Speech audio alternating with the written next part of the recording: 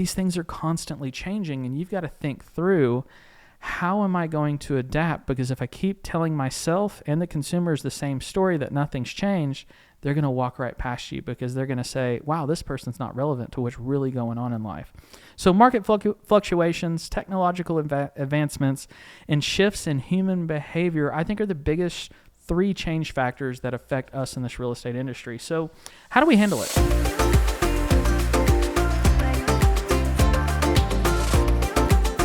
Welcome back to the podcast. I'm so excited about today because it is a topic that we all are involved in, and that is change. I want to talk about mastering the art of adaptation in the real estate industry. So I got in this business around 2005, and oh my gosh, things have changed so much, big and small. For those of you that are fairly new in this business or just younger, things have changed tremendously. Now, I didn't actually do it, but right before I got in the business, can you imagine the MLS was a book? We've all heard those stories before. To open up a lockbox, I remember using, not my phone, but a manual key. Not a key. It was like a pager-like thing. It was its own thing that you had to charge and call to update the code every single day. It was a little taxing, to say the least. But things change, right? Technology changes. The mindsets of people change. Lots of things change. I want to share 2 big changes that happened for me over my career, and then I want to dive into probably the 3 biggest changes that affect us all. All right? So let's start big for a second. In 2017, I was at the peak of my career. We sold 509 houses with our team, and it was absolutely amazing until it wasn't. And the change came. And what it was is, let's call it what it is, a team collapse. I had leaders on my team decide they wanted to branch off. I had a broker that I didn't feel was supporting me at the highest level. And everything went from, oh my gosh, I've made it, to, wow, that was fun, and now what is about to happen? I would argue one of the scariest professional times of my life. But what actually happened, that was the spark that rocketed us into the right direction. Because, they say failure is lessons. I believe that 100% because I've been through many of them. But what I learned very quickly is I needed to step up as a leader. I needed to surround myself with the right people. And this was an opportunity. It wasn't a threat. Sure felt like one at the time, though.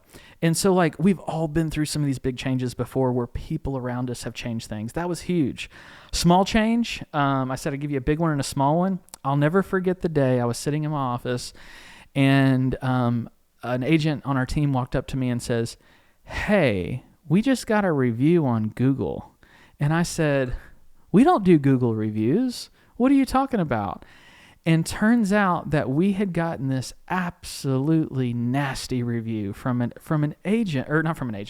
customer that was working with someone else on the other side of the deal. We closed on the house, and we had the listing. The buyer, represented by another agent, wasn't happy about something that we were completely oblivious to. And instead of writing a review about their agent, they wrote one about us. And oh my gosh, I was like, so I've been hearing about reviews coming around the corner. This was on Google, but I've been hearing about reviews come around the corner, but I didn't know. I thought I had to sign up to be reviewed. Oh no, I was wrong. But again, it was the spark that rocketed us into success. It's hard to say for some reason, but it took us in the right direction because I went straight from, like we all do sometimes, of panic of how can I contact Google to tell them that this is wrong and get this off of our review site. Keep in mind, I only had 1 review and that was it. And as you can imagine, it was 1 out of 5 stars. It didn't look good. And I went from panic mode to, again, I leaned on my board of directors and say, how do I handle this? What am I going to do? And they said, Doug, you are now officially in the review game, and you can either leverage this or you can let it destroy you.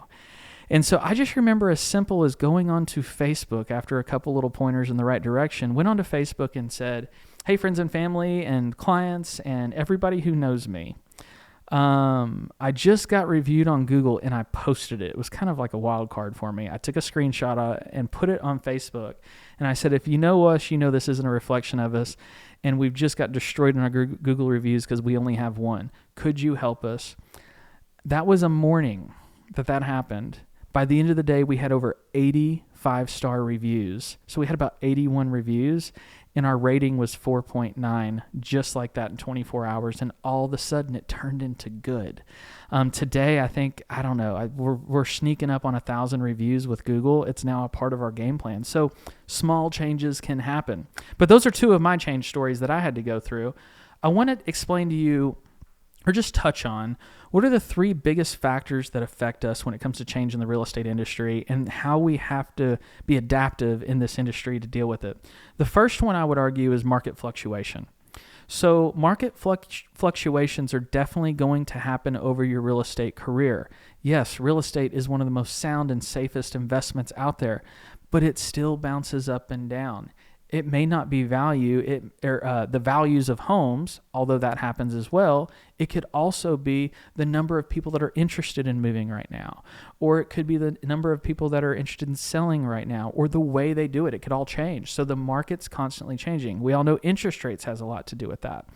And so the first thing I want you to think about is market fluctuation. So my first round of a recession in the real estate industry was that 2008 and 2011. I got in the business in 2005, so I was fairly new in the business. Keep in mind, I was like 19 when I got started, so even rolling into 21, 22 years old when the recession hit, it didn't affect me because I didn't know anything about it until I got through it. And it had a lot to do with my price point. Being a younger person in the business, as you can imagine, my average price point was a lot lower, and the recession was not affecting that first-time home buyer like it was people of higher price points that had a lot lying on the values of the homes. I was competing, I didn't know it, but I was competing with this market that I didn't know at the time. Everybody kept saying we're in a recession. I kept saying Chattanooga's insulated. We don't really have that big of an issue. But looking back on it, really what it was is I was choosing to work with the price point that wasn't affected by it. And so knowing what I know now, because I think we're in a recession. I'm not really sure what's happening in 2024 right now. But at the same time, definitely the market has changed. Interest rates are higher than what people are accustomed to coming out of COVID. And now having that knowledge from the past, I was able to think through of, you know what? The people that are not wanting to rent anymore and they're wanting to own, that's where our focus really needs to be on. And so we've pushed through that so we could adapt to the market fluctuation, and we're doing well with it. The next piece of market fluctuation too is understanding market share. As the number one unit sales team in Chattanooga, Tennessee, that usually does between 400 and 500 homes year over year. Our goal is 600 this year. I'm excited to make it happen. But we only have like 1.9% of the market share. The number one team has 1.9% of the market share. Let's just round up and call it 2, not to make me feel good, but to make numbers easy. That means there's 98% more market share that's still happening. So becoming adaptive, you've got to shift that mindset to make sure that you recognize there is opportunity. The sky is not falling. Real estate did not stop. It's just not as easy as it once was, and you've got to change your habits. So I want to challenge you to think about what is your art of adaptation when it comes to the real estate industry around the market fluctuating. Number 2, technological advancements. So I already mentioned earlier about the Google reviews. That's technology advancing. That is Google basically saying, we understand consumers want to be able to read reviews. And obviously, like I explained earlier, that was a big change for me. But there's so much more on technological advancements. And you can either become the person who stays in front of that, or you can be the person that says, I've always done it this way, and I'm going to keep doing it this way. And what that might lead you to is a fading winner, as we like to call it. If you're in this business, which I'm sure you are if you're listening right now, you can think of someone who used to be in this business that you looked up to, and now their numbers are not there anymore. What happened? I have a feeling that some of that has to do with that technological advancement challenge that they faced because the world changed. I remember when Zillow came around, that was a big deal. I remember going to a board meeting at the association where the association was trying to decide if they were going to stop Zillow from being in Chattanooga. That's laughable at this point.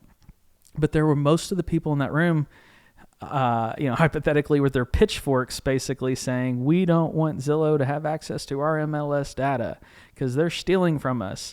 When all reality, you could look at it as a threat or you could look at it as an opportunity. We just leaned into Zillow really hard. Now we're the number one partner in Chattanooga with Zillow, and we generate a lot of business for it. Some people have the mindset of they're taking money out of your pocket. I see it as I'm paying them a service to help connect me with clients. And so I like it. So how do you adapt when these technological advancements come along? It's really important that you think through the pros and the cons, and chances are if you don't get on the train, it's going to pass you. There's this thing out there called ChatGPT. That's my new best friend. There's not many things I do these days without running it past ChatGPT to say, can this sound better? Could I handle this differently? Could you coach me through a situation that I've never been through? And as simple as we all know it, the showing remarks, gosh, I've seen them get pretty advanced lately, where it used to be, check out this 2-bedroom, 1-bath, cozy little home, buy it now or it's gone. And then now we have an extremely descriptive explanation of the home that wraps around the psychology of selling, not just describing it has bedrooms and bathrooms. It's actually breaking it down for the likely consumer to read a story and say, I want to lean more into this. These are just some examples, but I challenge you to really think it through clearly. When it comes to all of these changes in tech, where's your mindset at? We're going to get a little deeper into that. The third thing and the final biggest change that affects us in this real estate industry is shifts in human behavior. Now, I'm not just talking about consumers, I'm also talking about agents. There's a lot of things happening in the world today that is operating so much differently because of the way that people think. Pick a political topic right now, and you're probably thinking, oh my gosh, are we really talking about this year and we weren't 5 years ago? It's the same thing in real estate as well. We've got these class action commission lawsuits. We've got people that don't want to show up to the office anymore.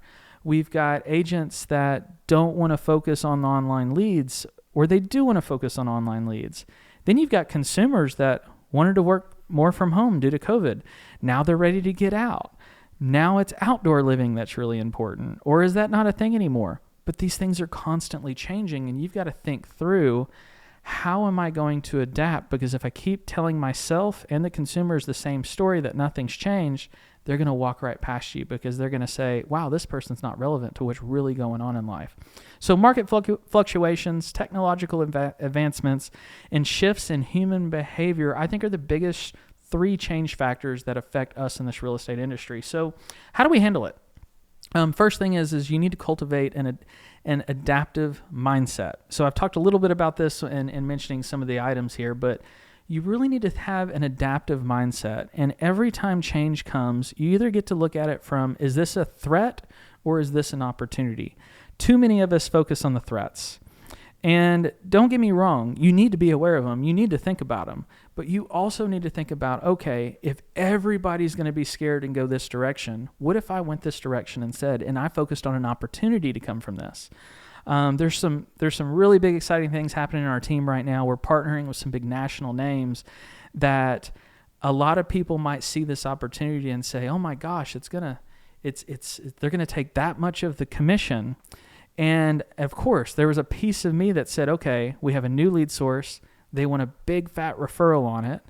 But how many of those consumers are we now going to be connected to for the life of our business that we wouldn't have if we didn't make this decision? And this is just like Zillow, one of the biggest reasons that I think our team has been successful, along with many other things. But it is a big part of our business. There are other partners coming around the corner that have some great opportunities that I'm not going to be with a pitchfork telling them to go away. I'm going to lean in and create that partnership. This is the difference between, is it a threat or is it an opportunity? I'd also challenge you to stay curious, open-minded, and proactive. So curious, open-minded, and proactive. So let's think about that for a second. Curious. Curious is going to help lead you down the path to the opportunities.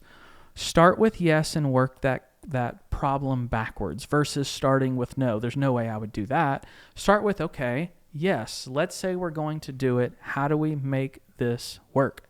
I'll give you a great example. My team and I years ago, probably 2014, 2015, we were trying to wrap our heads around how do we make our time super valuable, and we found ourselves occasionally working with a price point that did not make sense for us to work with. And so, for example, there's none of this anymore that I'm aware of in Chattanooga, but we saw homes that we were getting calls off of that were $15,000, $20,000.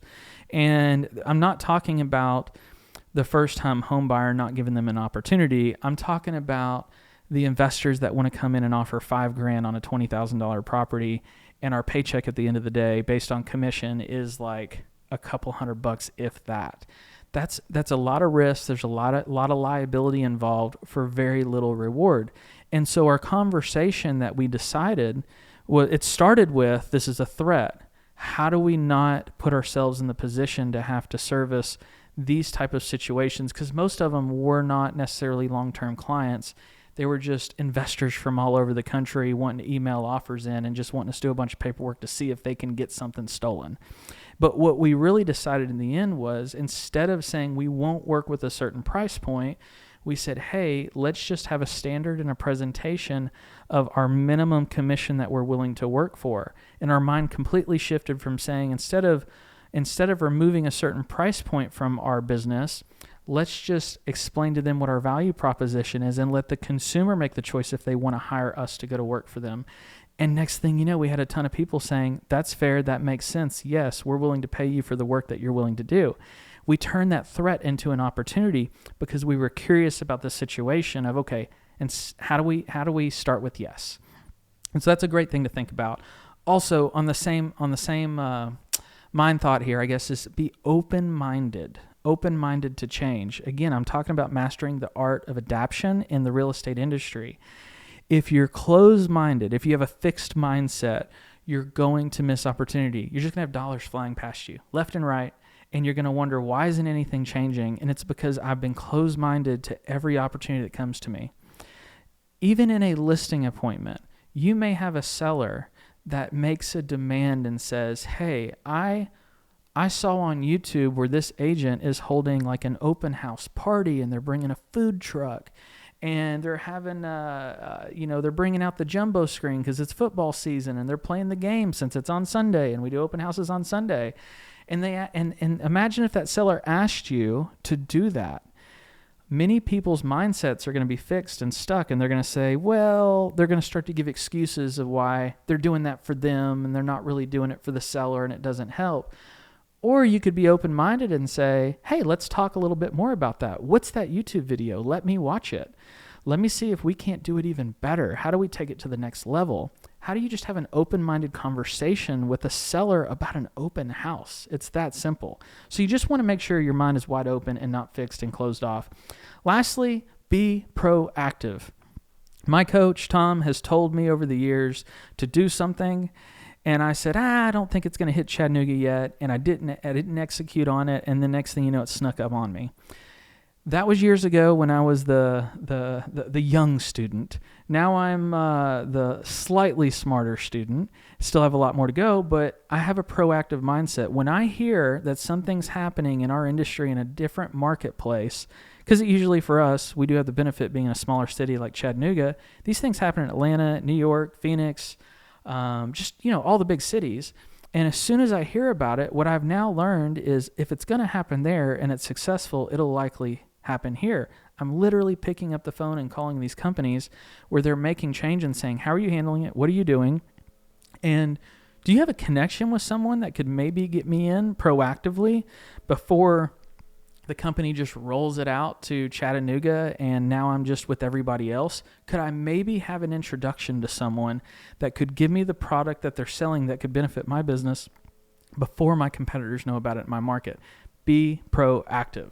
So how do we handle this? We have to cultivate that adaptive mindset to be able to handle just adaptation that's happening in our industry. Lastly, I want to challenge you to attract the new. So just kind of like talking about what I said, picking up the phone and calling. What I have found is that our team gets all sorts of new opportunities because we're known as being open-minded, proactive, and curious. And this is truly attracting opportunity. We've had builders that have reached out to me that I've never spoke to before, and they've said, hey, would you come and represent our neighborhood and take care of us because I heard or I saw or I witnessed you guys doing something kind of new and it was very intriguing, so I want to talk to you about it. Same thing with great large lead providers running a real estate team. As you can understand, we want to be partnered with those big names so we can get the most opportunity to maintain the number one spot in town for selling homes. And so attract the new news, out there. Just make sure that you are staying ahead of the game.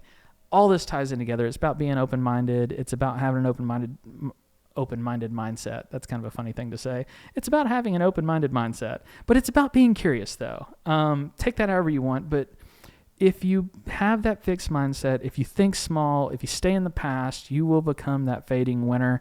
I want you to stay a student at all times. I'd rather you be in startup mode because it is a much better place. It's less stressful. It's a lot more fun. You're going to have stress either way. Stress tackling something new or stress paying your bills. I choose stress tackling something new over stressing over paying my bills every single day. So I hope this helps you master the art of adaptation in our real estate space. If I've missed something, if you've got a question, if you want to comment on anything I've said, please do it below. Shoot me an email, give me a call. I think my information's out there every way possible. Thanks for listening to the podcast, and I cannot wait to bring you some more value next time. See you then.